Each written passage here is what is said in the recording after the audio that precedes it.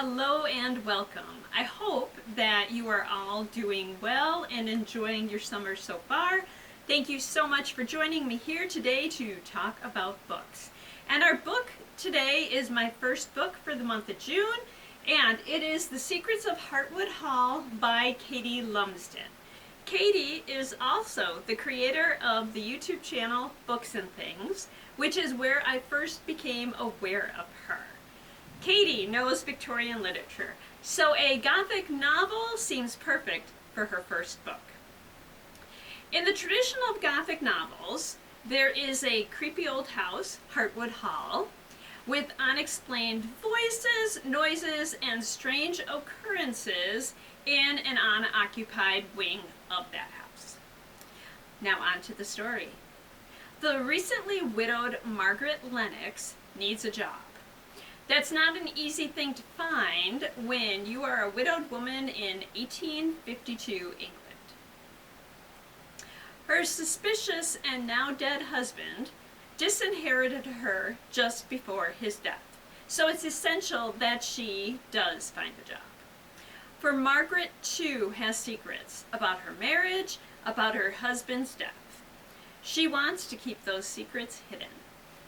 Margaret gets a position as governess at Hartwood Hall.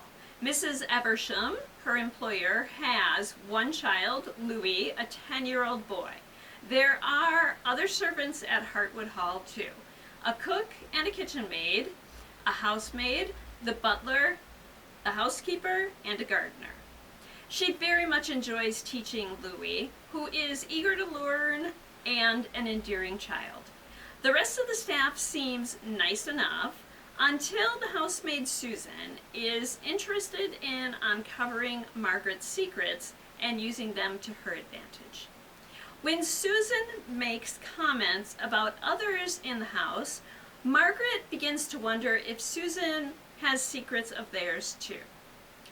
Margaret often wonders what is going on in this strange house with its unexplained voices and noises interrupting the night, and Mrs. Eversham going off on mysterious last-minute trips.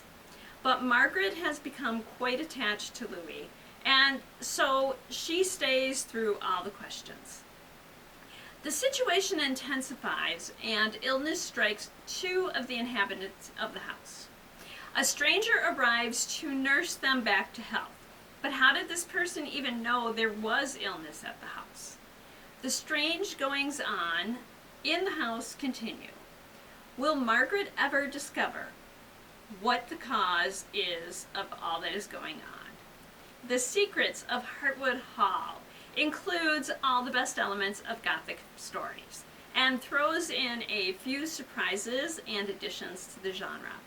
The book is perfect for readers who like books set in the Regency or Victorian eras. I also realized something about myself as I was reading the book, and I'll share it here in case you've had the same experience. So there comes a point in the book where I get really frustrated with Margaret. And it's somewhat similar to my frustrations with Daisy in The Great Gatsby by F. Scott Fitzgerald, but not entirely the same.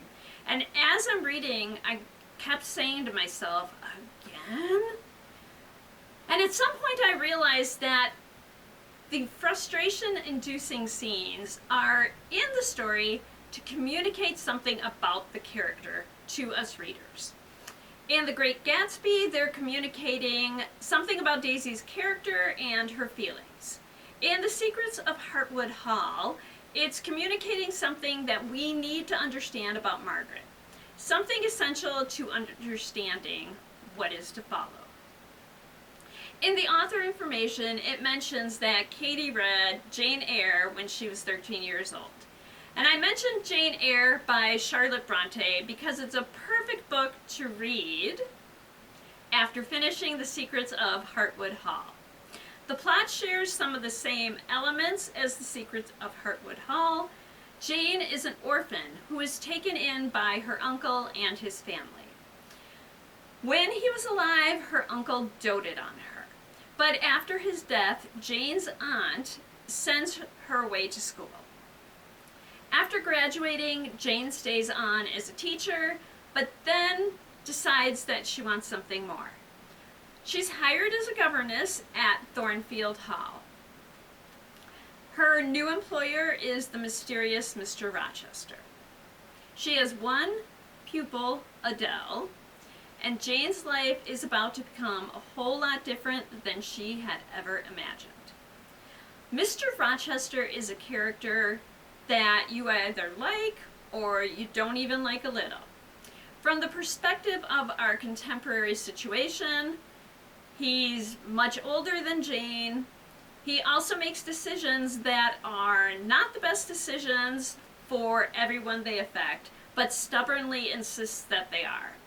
And he wants others to do exactly what he thinks they should do without question. But he does understand Jane in a way that no one else does.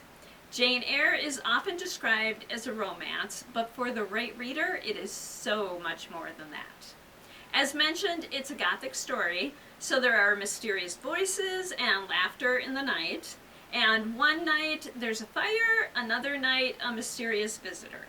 It's part romance, part mystery, with maybe a little horror thrown in there. I first read Jane Eyre when I was 15, and I've reread it most years since then. My next suggestion might seem a little unusual, but it's perfect for those of you who enjoy the mysterious aspects of The Secrets of Hartwood Hall. And it's The Adventure of the Copper Beeches, a Sherlock Holmes story by Sir Arthur Conan Doyle. In the story, a young woman, Violet Hunter, visits with Sherlock Holmes for advice. She's been offered a job as a governess in a secluded house. The pay is extraordinary, but there are some odd conditions for her employment, such as being required to cut her long copper hair. She decides to take the job, and Sherlock tells her, should she ever need help, that she should send him a telegram. And as you can imagine, after a period of time, Sherlock receives a telegram asking him to visit her. And he does visit her, and he learns that there are some other odd things going on. So the family has her on certain days sit in their front room wearing a particular dress, and sometimes she's told to sit there and read. Other times she listens to funny stories that the father of the family tells. And they just make her crack up. The most disturbing thing about being at their house is a mysterious wing of the house that appears to be unused, but the family members occasionally visit. It's up to Sherlock Holmes to discover what is going on. And if you have a chance, watch The Adventure of the Copper Beeches with Jeremy Brett. It's from the British The Adventures of Sherlock Holmes TV series from 1984, and you can find it on YouTube. I really like it. I actually like all the episodes of this Sherlock Holmes series, and I really believe that Jeremy Brett is my favorite Sherlock Holmes. Our last book today that is similar to The Secret of Hartwood Hall is a Gothic-style book written by a contemporary author. And I haven't read it yet, but I hope to do so soon. And the book is Homecoming by Kate Morton. I'm a big fan of Kate Morton books, so I'm really looking forward to this one. The summary that follows is from the description on Goodreads. On Christmas Eve in 1959, at a mysterious mansion, a delivery person makes a grisly discovery. 60 years later, Jess, a journalist, is called back to the home of her grandmother who raised her and has had a fall. She arrives to find that her grandmother, Nora, is more frail than she expected. Nora's housekeeper tells Jess that Nora had been distracted lately and was going up to the attic when she fell. The same attic that Jess was never allowed to go into when she was a child. Jess discovers that her grandmother has a book about the crime committed in 1959, and Jess's journalistic instincts lead her on a journey to discover what really happened. I've read some good things about this book, and I'm completely excited to see what I think of it. I actually like Kate Morton's books, so I guess we'll find out soon. Before I go, I did say in my first May book video that I would let you know what I thought of the book Catherine House by Elizabeth Thomas. And I read it in early May, and it was one of those books I used for the quest for my readathon. So I actually liked it. The atmosphere kept me off balance, so I wasn't sure what to expect, but I definitely wanted to find out. I found myself wanting to warn the characters not to do something or not to listen to somebody, but I couldn't, and I just had to keep reading to see what happened. And of course, as in life, you have to learn to let others make their mistakes so they can hopefully learn from them. So there we are. I hope that you enjoyed this look at The Secrets of Hartwood Hall by Katie Lumsden. I'll be back next week to talk about our second book for June, and this one is a mystery, Four Found Dead by Natalie D. Richards.